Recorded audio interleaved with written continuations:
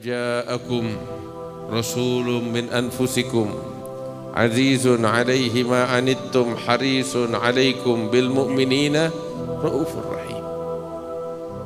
Hadirin yang dimuliakan Allah, ayat ini selalu kita baca di dalam Al-Quran, khususnya di antara kita yang hadir peringatan-peringatan maulid. Ayat ini ketika kita membaca kitab maulid selalu dibaca. Allah Ta'ala berfirman, laqad ja'akum rasulun min anfusikum, telah datang kepada kalian seorang utusan dari diri kalian. Dan Allah Ta'ala menyebutkan sifat dan ciri yang melekat pada dirinya. Azizun alaihi ma anittum harisun alaikum bil mu'minina raufur rahim. Berat baginya penderitaan kalian, peduli kepada kalian, dan kepada orang-orang beriman beliau rauf, beliau rahim, pengasih penyayang sallallahu alaihi wasallam. Ayat ini selalu kita baca. Tapi tahukah kita ayat ini tatkala diturunkan kepada siapa ditujukan? Banyak kita memahami ketika membaca ayat ini Allah berbicara kepada kita orang-orang beriman. Laqad ja'akum, wahai orang beriman, telah datang kepada kalian seorang utusan. Tidak.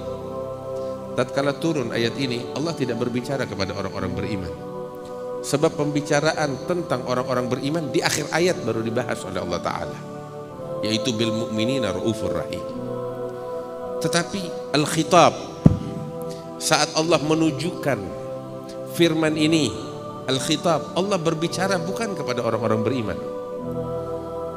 Al-Imam Al-Qadhi Iyad di dalam kitab Syifa bi ta'rifi huquqil Mustafa, beliau menyebutkan tentang hal ini, bahwasanya ayat ini, al-khitab yang ada di dalam ayat ini, Allah menunjukkan kepada orang-orang kafir Mekah, kafir Quraisy yang ada di Mekah. Allah berbicara kepada mereka.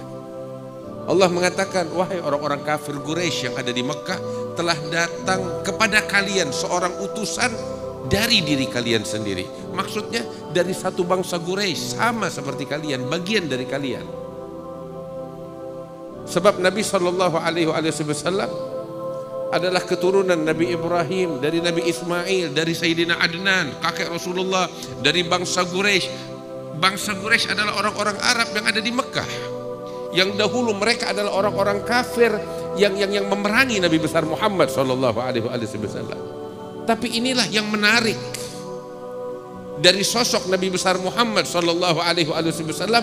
Allah berbicara kepada orang-orang kafir Quraisy yang memusuhi Nabi Muhammad Sallallahu Alaihi Wasallam, yang membenci Nabi Muhammad, yang memerangi beliau sepanjang masa bertahun-tahun. Mereka perangi Nabi Muhammad, menganiaya Nabi Muhammad Sallallahu Alaihi Wasallam. Tapi lihat bagaimana Allah berbicara, menunjukkan pembicaraan kepada mereka.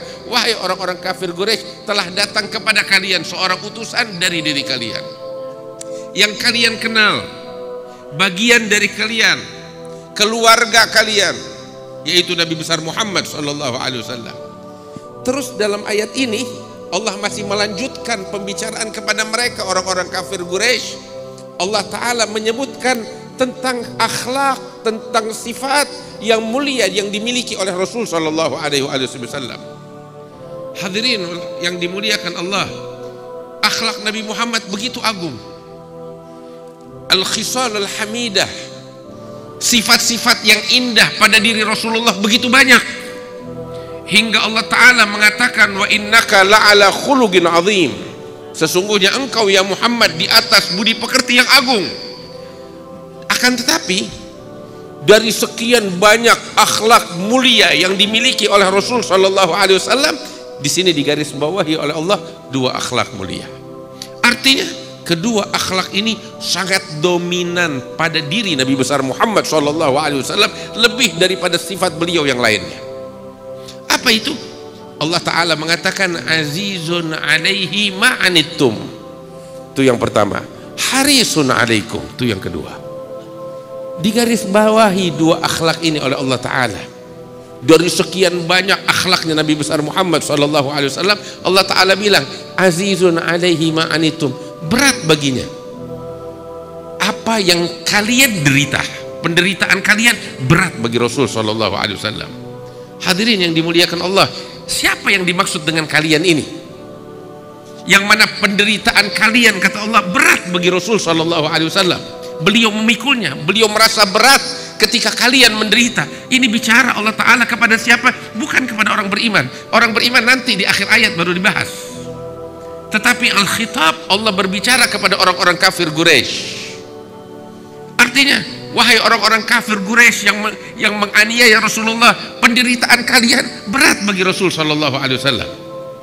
Hadirin yang dimuliakan Allah, anak saya sakit, saya merasa sakit, wajar.